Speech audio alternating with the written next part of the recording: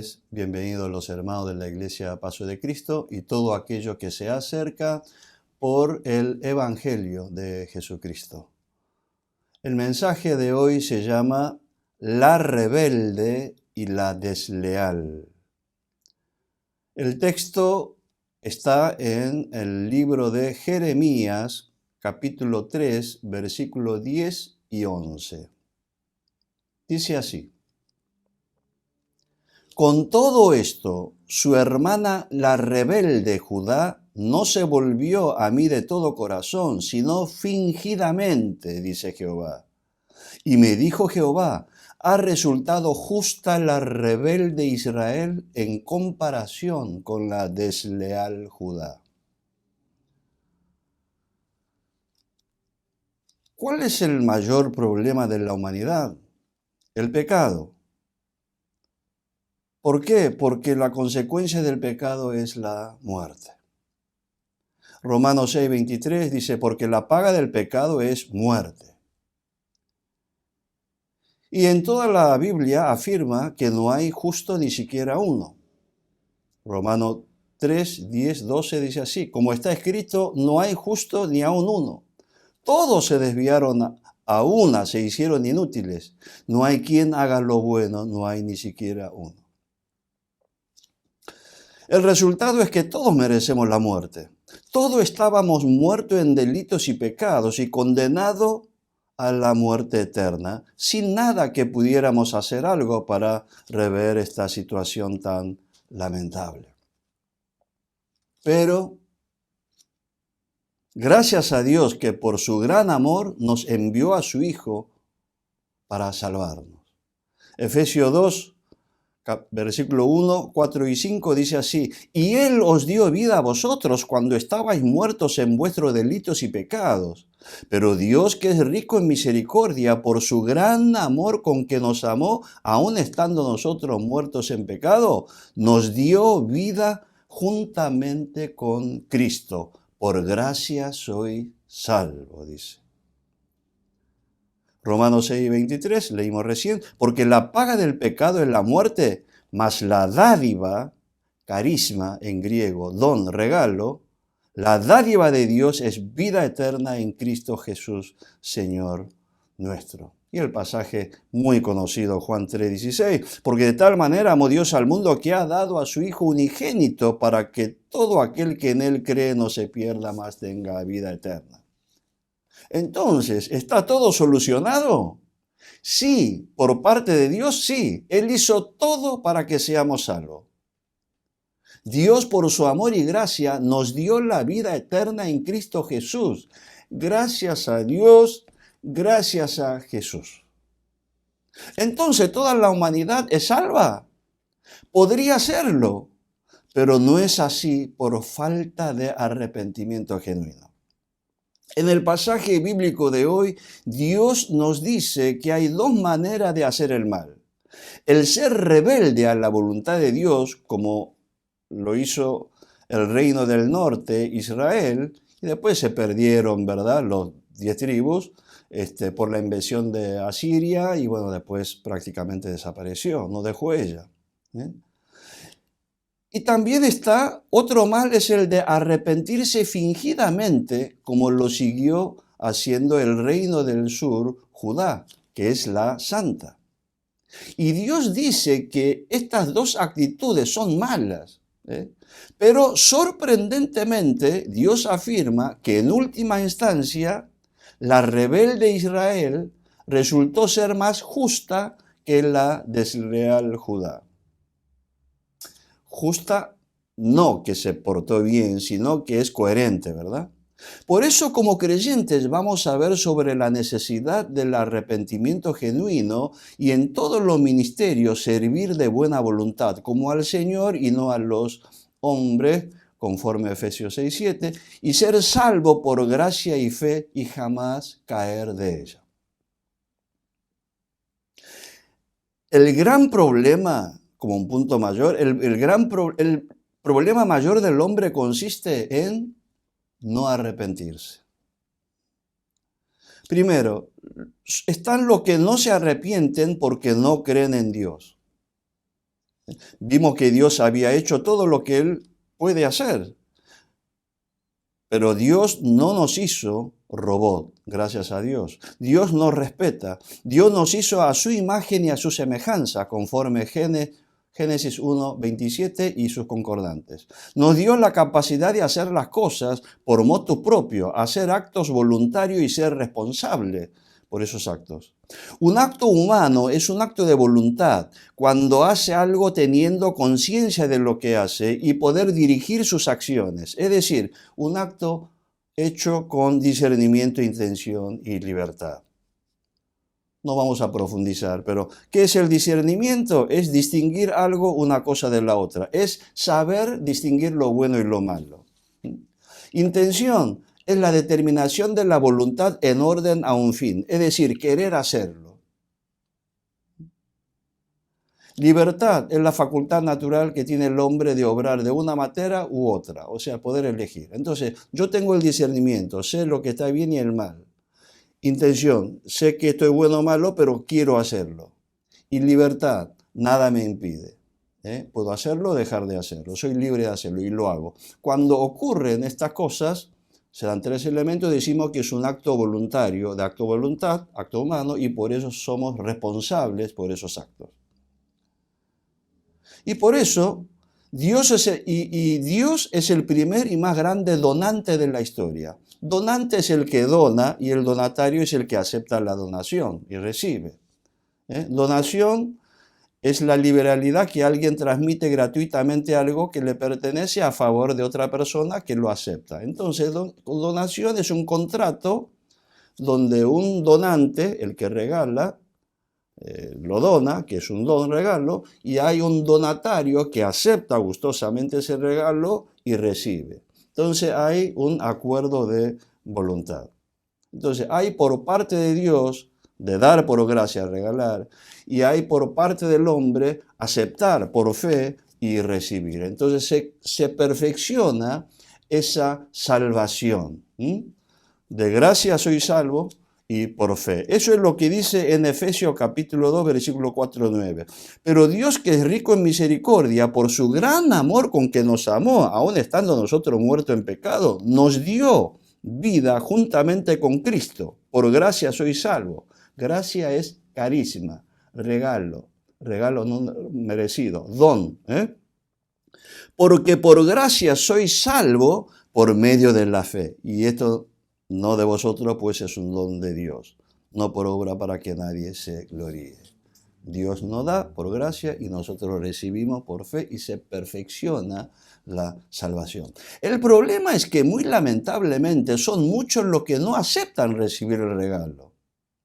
Engañados por el maligno, no creen ni en el amor de Dios, ni en la gracia de Jesucristo, no creen que Dios ya nos dio la vida eterna en Jesucristo. Por eso tampoco creen en la existencia del cielo y el infierno y tampoco se consideran pecadores. Es una desgracia, lamentablemente. ¿Y esto por qué? Bueno, 2 Corintios capítulo 4, 3-4, dice así: pero si nuestro evangelio está aún encubierto, entre los que se pierden está encubierto, en los cuales el Dios de este siglo, es decir, Satán, cegó el entendimiento de los incrédulos para que no les resplandezca la luz del evangelio de la gloria de Cristo, el cual es la imagen de Dios. Entonces, el evangelio revela cómo la muerte de Cristo en la cruz hace posible que quienes creen en Él sean todos salvos. Pero el endurecimiento del corazón por la carnalidad y el cegamiento del entendimiento por la obra de Satán, muchos, siguiendo ellos, rechazan las buenas nuevas de salvación. Estos son los que van a ir al infierno por hacer de Dios un mentiroso. Dios amó de tal manera que envió a su Hijo a la muerte en la cruz en nuestro lugar y nosotros decimos que eso no es cierto. Ay de esto lo que Él espera. Entonces, el mayor pecado del hombre no consiste en robar, ni en mentir, ni aún en matar, porque estos pecados son contra los hombres y por vía indirecta es pecado contra Dios. Dios, obviamente. Pero el mayor pecado del hombre es el pecado de incredulidad. El Evangelio dice, lo sabemos, ¿eh? Hermano, eres pecador que merece la muerte. Esa es la mala noticia. Pero el Evangelio significa buena noticia, ¿verdad? Pero Jesús murió en tu lugar. Arrepentite de tu pecado y cree en Jesús y recibí a Jesús como tu Señor y Salvador y serás salvo. Pero el incrédulo acusa a Dios de mentiroso, diciendo que no existe, que Jesús no es hijo de Dios y por lo tanto no tiene por qué recibir. No hace falta. Rechaza el amor de Dios y el regalo de la vida eterna en Jesús. Vos a un chico le querés dar algo bueno para ello, acepta y te da las gracias, ¿sí o no? El Señor nos da la vida eterna y muchos se niegan a aceptar. Primera de Juan 5:10 dice, el que cree en el Hijo de Dios tiene el testimonio en sí mismo, el que no cree a Dios le ha hecho mentiroso, porque no ha creído en el testimonio que Dios ha dado acerca de sus hijos. Realmente son necios. Salmo 14:1 y Salmo 53, versículo 1, exactamente dice lo mismo. Dice el necio en su corazón, no hay Dios. Realmente hay que ser necio y temerario para decir que Dios no existe. Necio que es ignorante y que no sabe lo que podía o debía saber. Terco y porfiado en lo que hace y dice. Y que es temerario, excesivamente imprudente, arrostrando peligro. Arrostrar, que es exponer su rostro en peligro. Entonces, ignorante y temerario. Es verdad. A veces, cuando presento el Evangelio, algunos me preguntan, pastor, ¿cómo sabe que hay cielo y el infierno? ¿Alguien fue y volvió de la muerte? Nadie sabe lo que hay después de la muerte. Entonces uno responde, yo sé que existe el cielo y el infierno, porque eso afirma la Biblia. Y le pregunto, ¿y vos cómo sabes que no existe el cielo y el infierno? Pues tampoco volvió de la muerte alguno para decir que no hay nada. Y vos mismo dijiste que nadie sabe lo que hay después de la muerte. Pero la Biblia, la palabra de Dios, dice que la muerte no es el fin de todo, sino es el principio de la vida eterna, porque el hombre fue creado a imagen y semejanza de Dios. Y una semejanza, una de las tantas semejanzas que tenemos con Dios, es que Dios, como sopló su aliento de vida en nosotros, y nosotros vivimos eternamente por el Espíritu de Dios. Ojalá para vos y los que no creen, la muerte sea el fin de todo. Terminó, comamos y bebamos, total, moriremos y se acabó. Pero muy lamentablemente para los incrédulos no es así. Viviremos eternamente en el cielo o en el infierno. Hermano, si eres un incrédulo y estás escuchando el mensaje por casualidad o porque invitó a un hermano, no seas necio ni temerario. Está en juego tu vida eterna. La palabra de Dios dice, y este es el testimonio que Dios ha dado la vida, y la vida está en su Hijo. El que tiene al Hijo tiene la vida, y el que no tiene al Hijo de Dios no tiene la vida. Hebreos 9:27, y de la manera que está establecido para los hombres que muera una sola vez, y después de esto el juicio. Y después del juicio el cielo o el infierno. Si eres incrédulo, pensá, ¿cuántos años más piensas que vas a vivir en este mundo? 50 años más, 100 años más. Y por vivir 100 años sin Dios, te arriesgas a ser condenado eternamente en el infierno. Mirá si un día pensás que no existe Dios y abrís tus ojos y está ante el trono de Dios. Hermano, arrepentite de tu incredulidad y cree en Jesucristo por fe y recibe la salvación eterna. A veces un poco, no en broma, pero le digo también, y si no cree por fe, cree por la duda. Sé prudente. No vaya a ser que después quiera arrepentirte y ya no puedas hacerlo.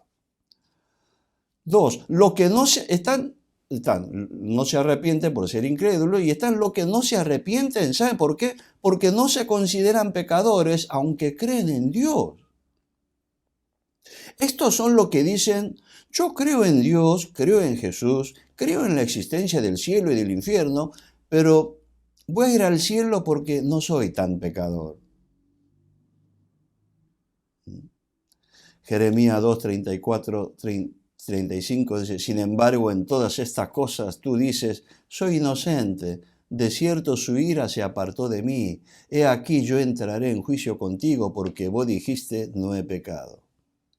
Habla sobre la apostasía de Israel.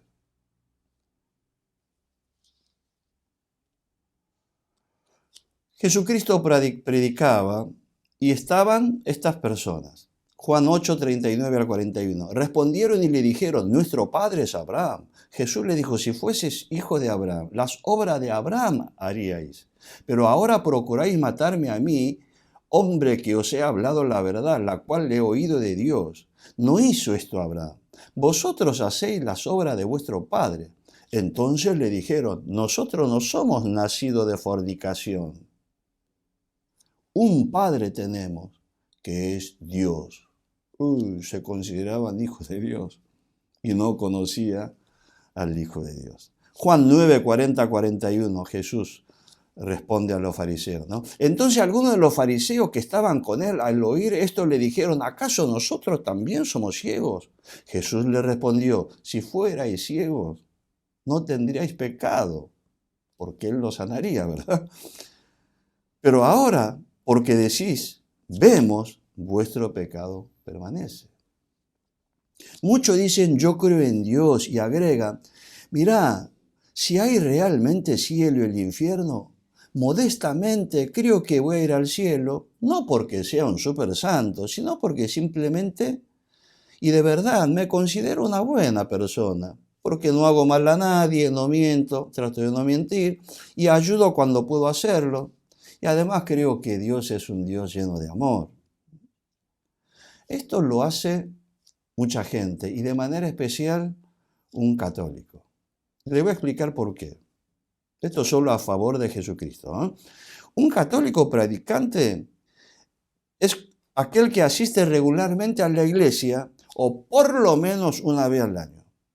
Y un católico no practicante son los que no practican su fe en su plenitud y van a misa en ocasiones especiales como Navidad, Semana Santa, o incluso muchos solamente en bodas, bautizos y comuniones.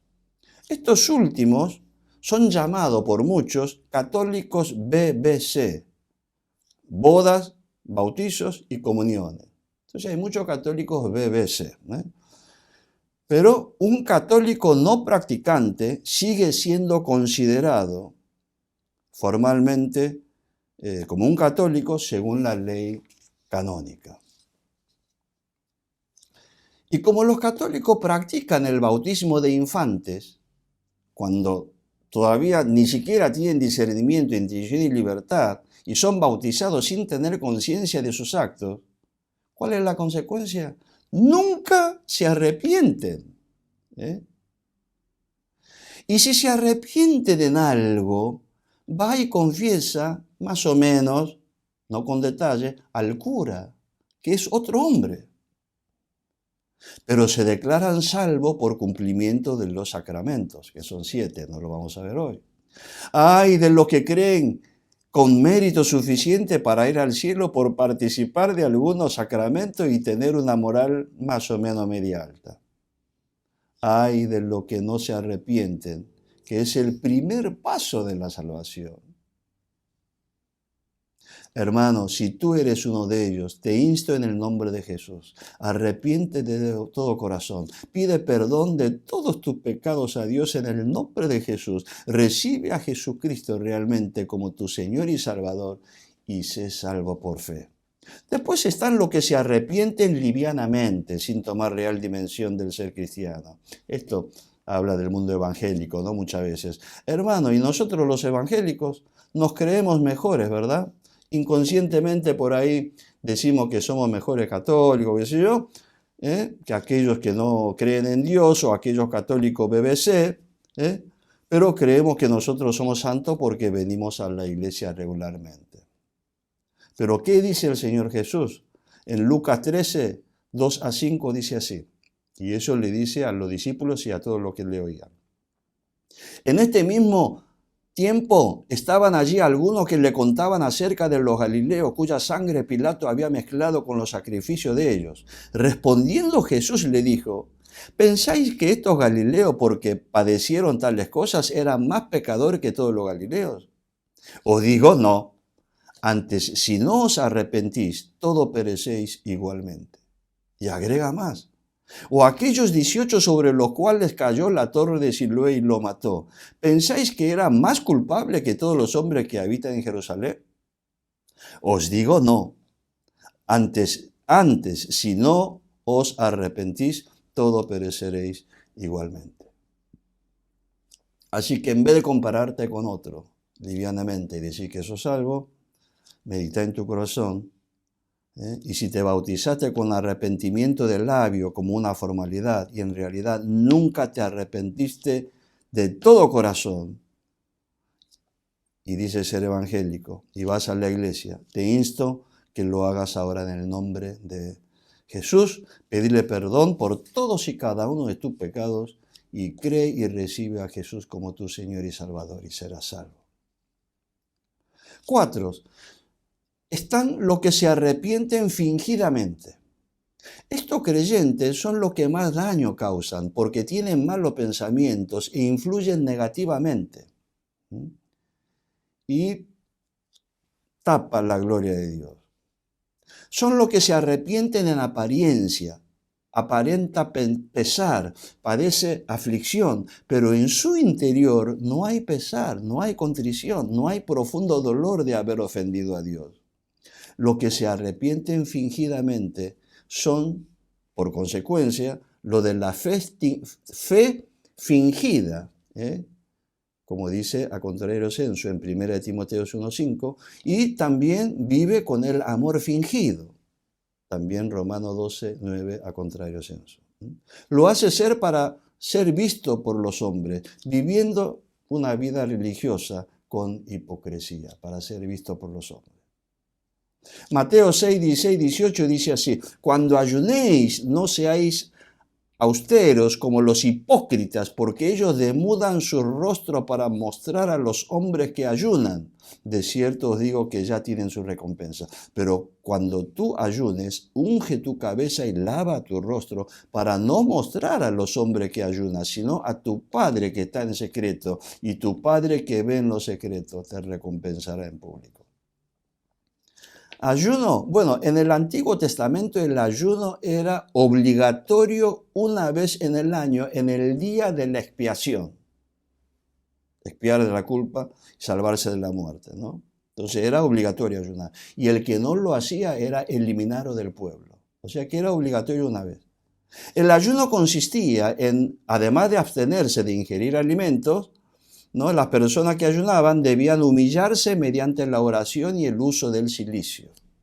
¿Qué es el cilicio? Es el saco o vestidura muy molesto, áspera, que se usaba antiguamente para la penitencia. Pero en la época de Jesús, los fariseos no solamente ayunaban una vez por año, que era obligatorio por ley de Moisés, sino que ayunaban 2 veces por semana, pero no por verdadero arrepentimiento, sino para impresionar a la gente con su santidad. Se arrepentían fingidamente, es decir, fingían pesar y contrición y se afligían, ¿pero para qué? Para satisfacer ansias de alabanza por los hombres. Increíblemente impresionante, realmente es increíble, pero es cierto. Imagínense, arrepentirse fingidamente para recibir alabanza de hombre y no recibir el perdón y la aprobación de Dios. Es una cosa realmente increíble. Pero ocurre mucho más de lo que nosotros pensamos. Y Jesús recomienda actos de oración de arrepentimiento hechos en silencio y con sinceridad. Hoy también podemos observar estas actitudes similares. Hay muchos que se arrepienten a la vista de los ojos del hombre fingidamente, más que para ser dirigido a Dios. Pero Dios examina los corazones. Y esta gente se debe a esto, que desea ser reconocido por hombres como un hombre nuevo, arrepentido, consagrado a Dios. Y esto es ser hipócrita. Pablo advierte que en los últimos tiempos habrá muchas personas así, amadores a sí mismos, que tendrá apariencia de piedad, pero que no cree en su efectividad. Lo hace para su beneficio personal. Impresionantemente ridículo.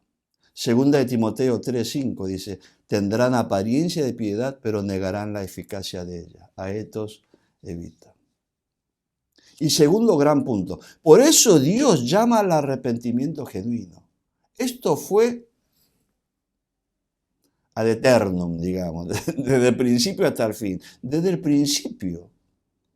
Por ejemplo, Jesús llama al arrepentimiento genuino. Las primeras palabras del Evangelio la buena nueva fue, primero en boca de Juan Bautista, Mateo 3:2, arrepentíos, que el reino de los cielos se ha acercado. Eso significa el cielo y el infierno. Ya estamos últimos de los tiempos. Y lo primero que tienes que hacer es arrepentirte.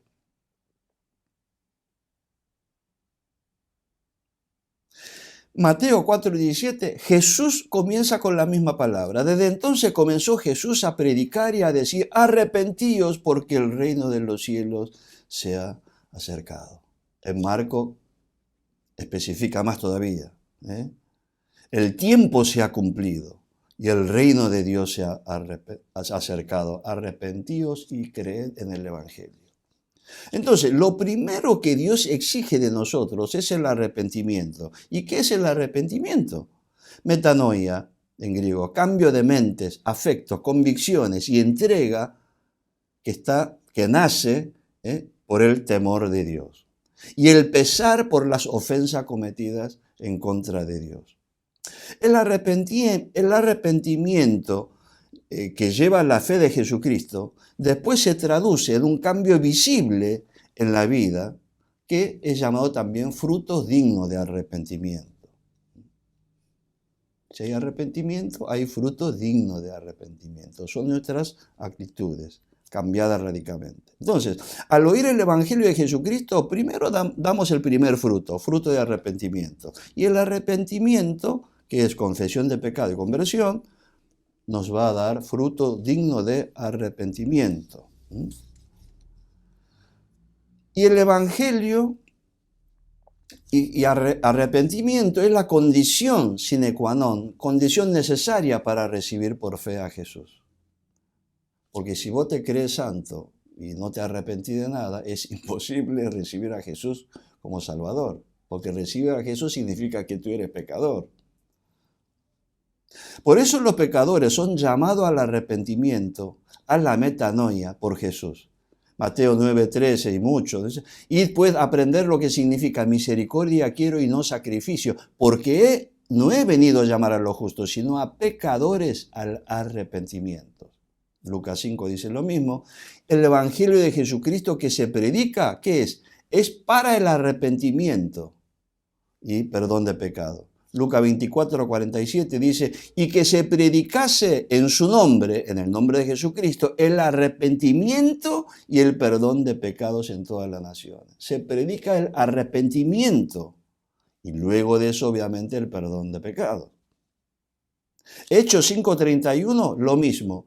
A este Dios ha exaltado con su diestra por príncipe y salvador para dar a Israel ¿qué? Arrepentimiento y perdón de pecados. El pasaje que describe perfectamente lo que estamos hablando, para no citar más texto, está en Hechos 20:21, testificando a judíos y acerca del arrepentimiento para con Dios y la fe en nuestro Señor Jesucristo. Es el combo perfecto. Metanoia, conversión. Esto es así porque el Evangelio es la buena nueva de salvación y por eso el cielo se regocija cuando un pecador se arrepiente. Pero pensá, medita un poquito, medita lo bueno que es Dios. Mirá, vos oís el Evangelio de Jesucristo, ¿sí? Te arrepentís, confesás tu pecado, recibí a Jesús como tu Señor y Salvador y con Él recibí el perdón y la vida eterna. ¡Qué bendición para vos! ¿O no? Buenísimo. Es para hacer una fiesta. Pero ¿quién se goza y hace la fiesta? Dios y sus ángeles, el cielo entero. Después lee las 3 parábolas que ocupa todo el capítulo 15 de Lucas y vas a ver, ¿no? La parábola de la oveja perdida, la moneda perdida, el hijo perdido, y hay un común denominador, el gozo, la alegría de Dios del cielo y los ángeles por un pecador salvo. Se pone más contento él que nosotros, que somos salvos. Mirá. Impresionante el amor de Dios hacia nosotros.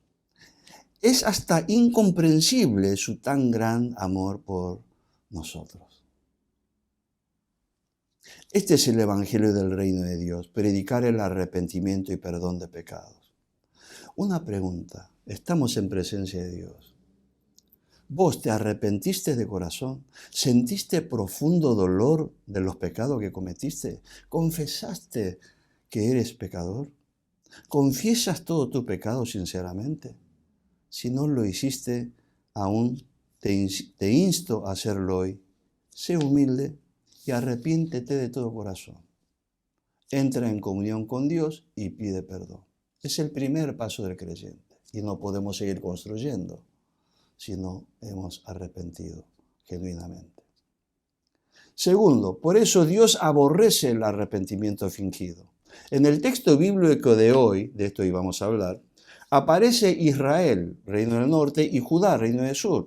Israel no oía ni se arrepentía de Jeroboam, que se paró, ¿verdad? Y después, mal en peor, era rebelde. Y Judá, a diferencia de Israel, oía a Dios, se arrepentía, pero se arrepentía fingidamente. Hermano, ¿quién es mejor? ¿Israel con Samaria incluida, del norte, o Judá del sur? Por supuesto que es mejor Judá. Y cierto que lo es. Pero ¿qué dice Dios? En el pasaje de hoy dice, versículo 8 al 11, ella vio que por haber fornicado la rebelde Israel, yo la había despedido y dado carta de repudio, pero no tuvo temor la rebelde Judá, su hermana, sino que también fue ella y fornicó, y sucedió que por juzgar ella cosa liviana su fornicación, la tierra fue contaminada y adulteró con la piedra y con el leño. Con todo, su hermana la rebelde Judá no se volvió a mí de todo corazón, sino fingidamente, dice Jehová. Y me dijo Jehová, ha resultado justa la rebelde Israel en comparación con la desleal Judá.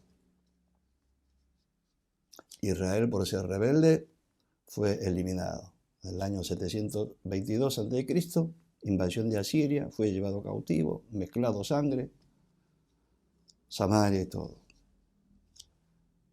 Lo de Judá dijeron, para Dios la rebelde Israel que no escucha ni se arrepiente es justa, entre comillas, si se compara con la desleal Judá que escucha y se arrepiente, pero no de todo corazón, sino fingidamente. ¿Por qué? ¿Cómo es posible, hermano? ¿Cómo se entiende esto?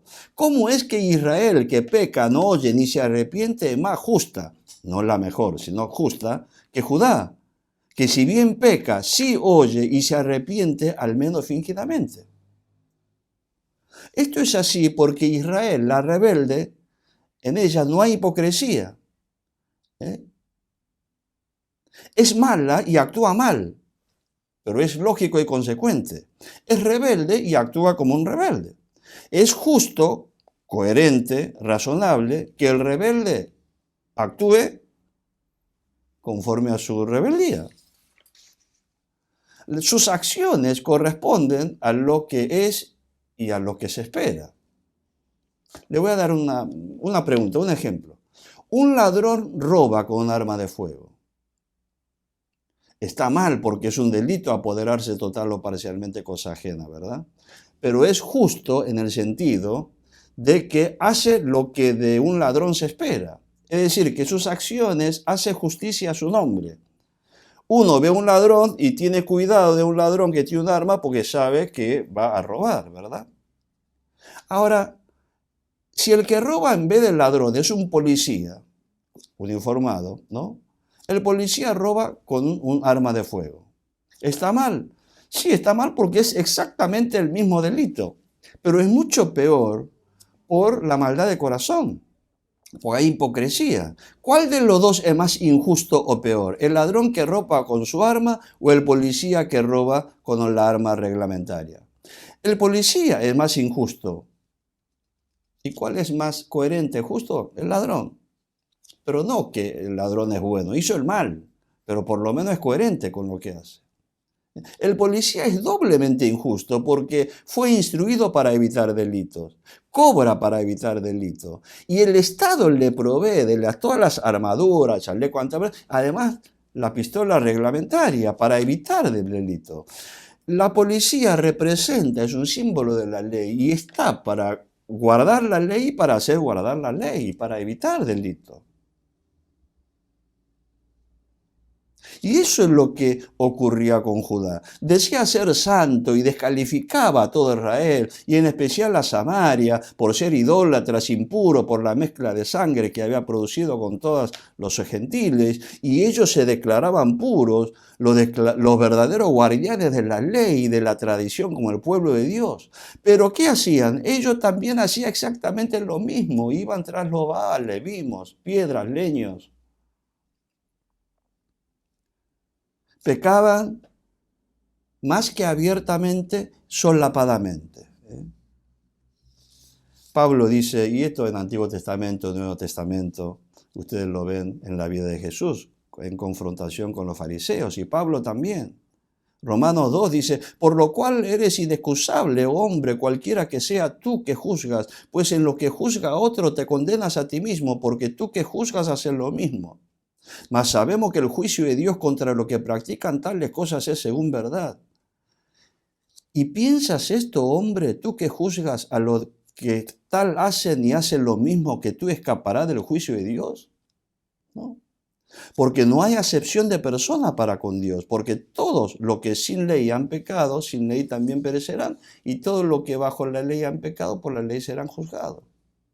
He aquí, tú tienes el sobrenombre de ser judío y te apoyas en la ley, te glorías en Dios y conoces su voluntad y es instruido por la ley y apruebas lo mejor y confías en que eres un guía de los ciegos, luz de los que están en tinieblas, instructor de los indoctos, maestro de niños que tienen la ley, la forma de la ciencia y de la verdad. Tú, pues, que enseñas a otro, ¿no te enseñas a ti mismo? Tú que predicas que no ha de hurtar, hurtas. Tú que dices que no ha de adulterar, adulteras. Tú que abominas de los ídolos, cometes sacrilegio. Tú que te jactas de la ley, con infracción de la ley deshonras a Dios. Porque como está escrito, el nombre de Dios es blasfemado entre los gentiles por causa de vosotros. Y en el Nuevo Testamento también. Con razón Jesús sale de su boca una serie de ayes. Después lean todo el Mateo capítulo 23, no vamos a leer porque es mucho. Porque todas estas personas arrepentían fingidamente y hacían todas las cosas fingidamente, para ser ensalzado por hombre, para ser visto por hombre como más santo. Dios dice que la rebelde Israel es más justa, resultó ser más justa que la de real Judá. Jesús dice en Lucas 6:46, ¿por qué me llamáis Señor, Señor, y no hacéis lo que yo digo?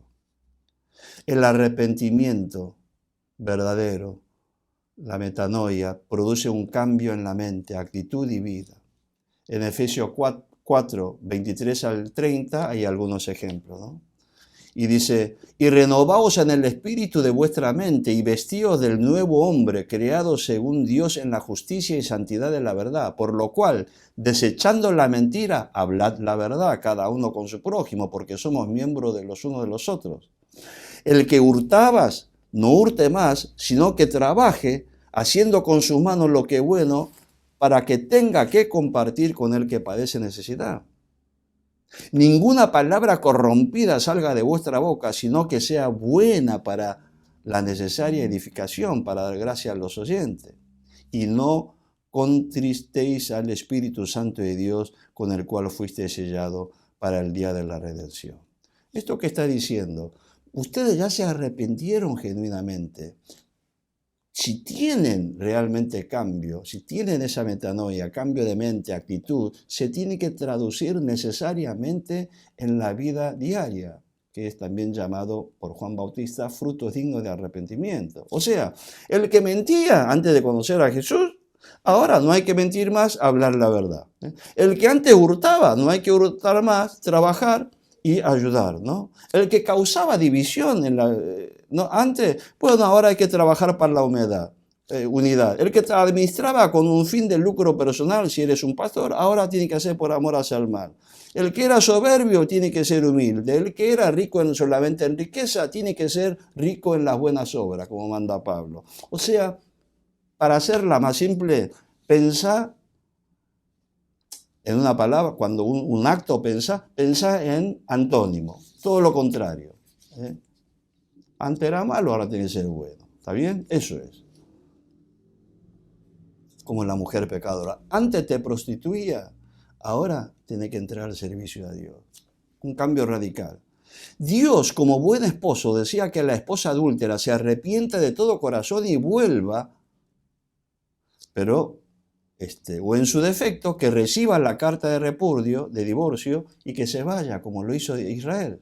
Pero no que toda la noche salga y fornique, diciendo que es la buena esposa, pero va a fornicar, y vuelve y pide perdón con palabras de arrepentimiento fingido, y al otro día vuelve a hacer lo mismo, y así todos los días.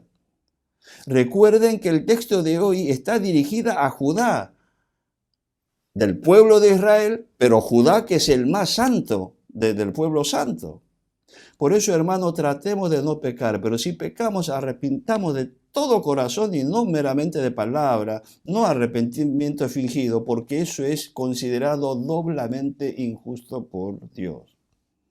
Santiago 4 dice, oh almas adúlteras, acercaos a Dios y Él se acercará a vosotros. Pecadores, limpiad las manos, y vosotros lo de doble ánimo, purificad vuestros corazones, afligíos y lamentad y llorad. Vuestra risa se convierta en lloro y vuestro gozo en tristeza. Humillaos delante del Señor y Él os exaltará. Una pregunta para pastor, anciano, diácono, líder de diferentes ministerios. Estamos en la presencia de Dios. Vos te arrepentiste de corazón, sentiste profundo dolor de los pecados que cometiste. Vos sabés la influencia que tienes sobre los otros almas que el Señor te ha dado a tu cuidado. Si no lo hiciste aún, te insto a hacerlo hoy. Sé humilde, arrepiéntete de todo corazón. Medita en todo el dolor, tristeza y enojo que causaste a Dios por tu vida de fingimiento y porque has sido mal ejemplo. Entra en comunión con Dios y pide perdón. Vístete de humildad y silicio espiritual. Hazlo. Y serás libre en Jesús. Serás libre de toda carga de apariencia, de ficción, porque mirarás a Dios y no a los hombres. Conclusión. Dios por su amor envió a su unigénito y Jesús consumó la tarea de la salvación. Están dadas todas las condiciones. La salvación es gratuita. Por eso, si no te arrepentiste por la dureza de corazón hasta ahora y no crees en Dios, arrepiéntete y serás salvo. Si no, irás al infierno. Si no te arrepentiste aunque crees en Dios porque te enseñaron que con solo cumplir algunos sacramentos y confesar de vez en cuando alguno de los pecados a un cura o al hombre que no te puede perdonar, arrepentite y sé salvo. Si no lo haces, te perderás. Si te bautizaste sin arrepentimiento de corazón y vives la vida cristiana livianamente, arrepentite y serás salvo. Hermano, ahora si eres como Judá y tienes la fama de ser un siervo de Dios santo, pero lo haces fingidamente, comenzando con arrepentimiento fingido y la fe fingida y con el amor fingido, viviendo una vida religiosa con hipocresía para hacer reconocimiento por hombres, hoy Jesús te dice en Apocalipsis capítulo 3, versículo 19, yo reprendo y castigo a todo lo que amo. Sé pues celoso y arrepiéntete. Porque Dios está cerca del corazón contrito y humillado y espíritu quebrantado. Y Él perdonará muy solícitamente tu deslealtad de Judá. Amén, que así sea. Oremos. Dios Padre, te damos las gracias por tu bendita palabra de advertencia por amor a nosotros. Te damos las gracias por tan grande amor que entregaste a tu Hijo al mundo para que todo aquel que en Él cree no se pierda, mas tenga vida eterna. Te damos las gracias, Padre, porque eres Dios perdonador para con los que se arrepienten de todo corazón. Y aún hoy nos invita con tu poder de perdón por la preciosa sangre de tu Hijo Jesús y nos dices: venid y estemos a cuenta, si vuestros pecados fueren como la grana, como la nieve serán emblanquecidos, y si fueren rojos como el carmesí, vendrán a ser como blanca lana. ¡Qué palabra, Señor! Dios Padre, te damos las gracias porque aunque fuimos infieles, tú permaneces fiel.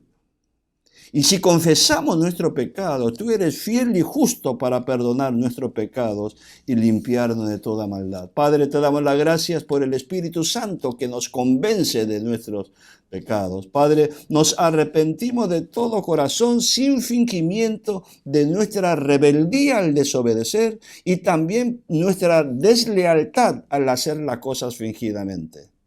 Padre Santo y bueno, amoroso, perdónanos, recíbenos y que haya gozo en el cielo. Te lo pedimos en el nombre de tu Hijo Jesús. Amén.